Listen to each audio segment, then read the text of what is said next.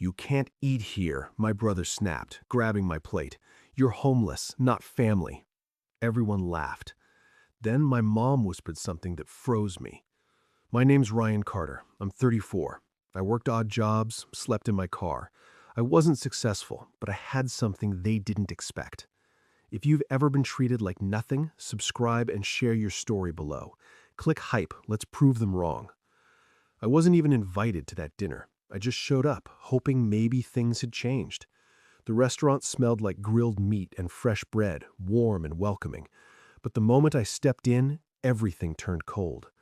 My brother leaned back in his chair and smirked. "You still sleeping in parking lots?" he said loudly. My sister laughed, shaking her head. "This is so embarrassing," she muttered. My mom didn't even look at me. She just stared at her plate like I wasn't there. I tried to keep my voice steady. I just wanted to see everyone. But my brother wasn't done. He grabbed my plate right as the waiter set it down. "Don't serve him. He can't pay."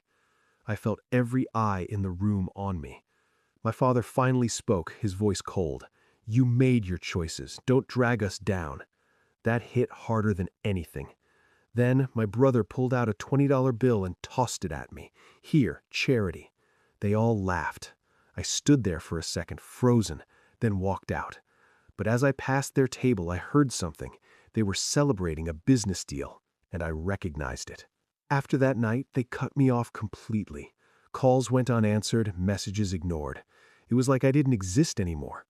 I slept in my car most nights, parked near gas stations just to feel a little safer. During the day, I worked delivery jobs, driving around while my phone buzzed with notifications I stopped checking. Sometimes I'd see their posts online. Smiling faces, fancy dinners, captions about success. It felt like watching strangers live the life I used to be part of. Then one day, my brother posted something that made my chest tighten. "Some people choose to beg instead of work," he wrote. Thousands of likes, comments agreeing. They didn't know it was about me, but I did.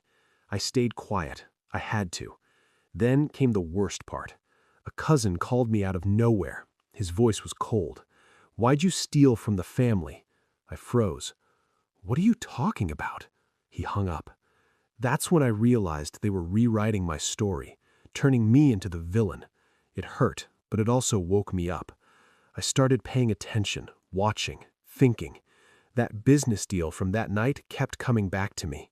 They thought I was finished. They were wrong.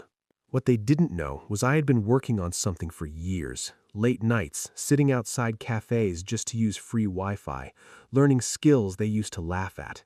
"That laptop won't feed you," my brother once said. He had no idea.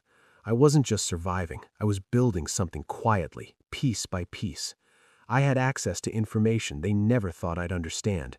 And that business deal they celebrated, I knew something about it, something dangerous. I didn't react that night because I wasn't ready yet. I needed time. Time to gather everything. Time to make sure when I moved, it would hit hard. I stayed quiet, let them believe their version of the story. But inside, I was waiting for the moment everything would turn. That's when Jake came back into my life. We grew up together, back when things were simple.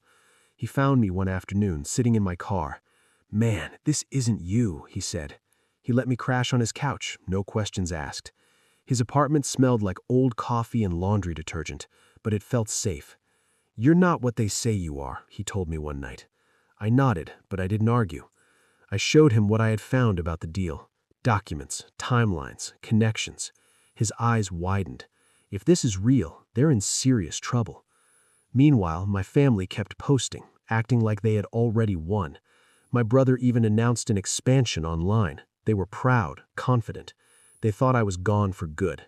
But every night I worked, organizing proof, connecting pieces. Jake kept me steady. "Stay focused," he'd say, and I did. The question kept coming back. Do I expose them or walk away? One night I made my choice. "No," I said quietly. "They need to face this." I didn't yell. I didn't call them. I just told the truth.